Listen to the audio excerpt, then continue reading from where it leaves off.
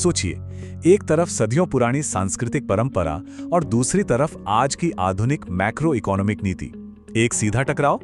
सोना यानी गोल्ड खरीदना, ये एक ऐसी आदत है ना जो लगभग हर भारतीय परिवार के डीएनए में बसी है। लेकिन आखिर देश की सरकार को अपने नागरिकों से अचानक ये क्यों कहना पड़ा कि भाई सोना मत खरीदो? आज के इस एक्सप्लेनर में हम इसी दिलचस्प मुद्दे की गहराई में उतरेंगे। और ये पूरा का पूरा मुद्दा ना सिर्फ इस एक छोटे से नंबर पर टिका है, जी हाँ, सिर्फ 1 साल। देश के लोगों से एक निर्धारित समय सीमा मांगी गई थी, एक ऐसे राष्ट्रीय शौक पर रोक लगाने की कोशिश जो हमारी पीढ़ियों से चला आ रहा है। जरा सोचकर देखिए, एक पूरे देश को अपनी सबसे पसंदीदा चीज से सिर्फ 1 साल के लिए दूर रहने को कहा गया।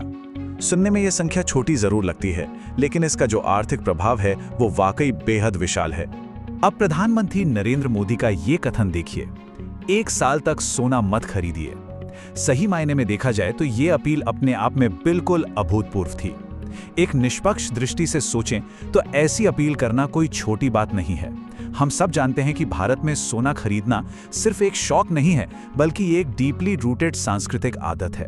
तो एक नेता का राष्ट्र से सीधे तौर पर यह कहना कि अचानक इस परंपरा को रोक दें, यह साफ दर्शाता है कि पर्दे के पीछे आर्थिक चुनौतियां उस वक्त कितनी गंभीर रही होंगी। India's love for gold. आइए सांस्कृतिक लगाव को थोड़ा करीब से समझते हैं। अगर हम भारतीय परिवारों के नजरिए से देखें तो सोना कभी भी सिर्फ एक आभूषण या पहनने का गहना नहीं रहा। सच तो यह है कि ये the ultimate family safe asset है, सदियों से अपनी संपत्ति को सुरक्षित रखने का सबसे विश्वसनीय तरीका। जब मार्केट में बाकी सारे निवेश जोखिम भरे या रिस्की लगते हैं ना, तो यही सोना आम आदमी को एक मजबूत आर्थिक आधार देता है। और इस डीप लगाव के पीछे 3 मुख्य कारण हैं। पहला, एक बेहद गहरी सांस्कृतिक परंपरा। हमारा कोई भी त्योहार हो या शादी, सोने के बिना तो सब अधूरा ही लगता है ना? दूसरा कारण है पीढ़ी दर पीढ़ी संपत्ति का हस्तांतरण, यानी जेनरेशनल वेल्थ ट्रांसफर, जो दादा दादी से बच्चों तक एक आशीर्वाद की तरह आसानी से दिया जाता है। और तीसरा सबसे बड़ा पॉइंट, आर्थिक अस्थिरता के खिलाफ सुरक्षा। महंगाई बढ़े या बाजार गिरे, आम परिवारों का यही मानना होता है कि सोने की कीमत हमेशा उनकी रक्षा करेगी। देखा जाए तो ये परिवारों का एक बहुत ही लॉजिकल माइक्रो इकोनॉमिक बर्ताव है। आगे बढ़ते हैं। Section 2, the hidden macro economic cost, वो भारी बोझ जो इस आदत की वजह से देश पर पड़ता है। तो अब आप सोच रहे होंगे कि आखिर ये आर्थिक बोझ है क्या?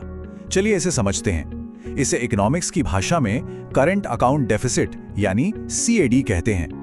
ये एक ऐसी आर्थिक स्थिति है जहां एक देश जितना माल निर्यात करता है यानी एक्सपोर्ट करता है, उससे कहीं ज्यादा मूल्य का माल आयात यानी इंपोर्ट कर लेता है।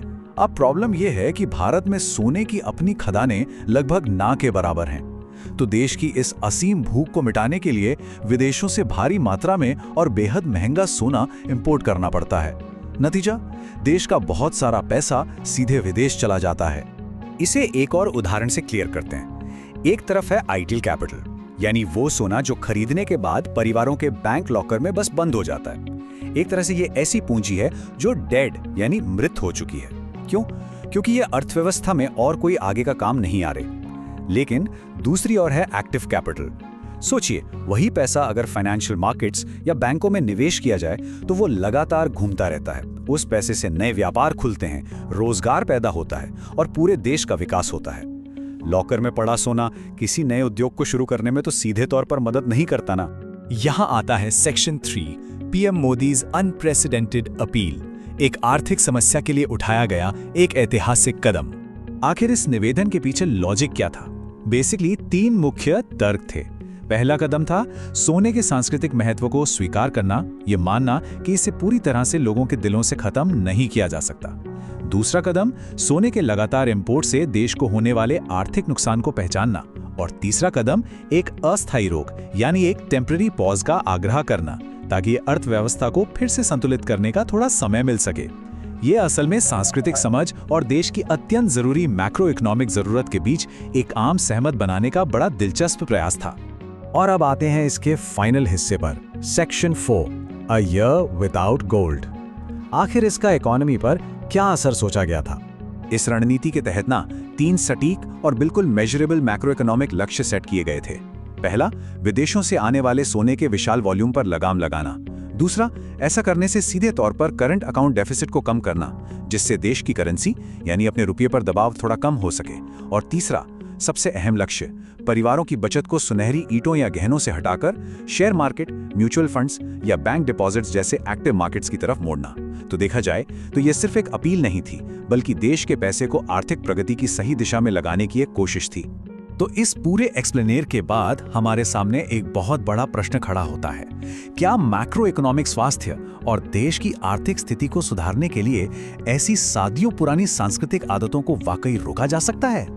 ये निजी परंपरा और राष्ट्रीय अर्थव्यवस्था का एक ऐसा चौराहा है जहां केवल आंकड़े नहीं, बल्कि लोगों की सामाजिक भावनाएं भी मायने रखती हैं। सोचकर देखिए, क्या इकोनॉमी के लिए अपनी परंपरा को पॉज किया जा सकता है? ये एक ऐसा सवाल है जो आपको और हमें आगे भी सोचने पर जरूर मजबूर करता रहेगा।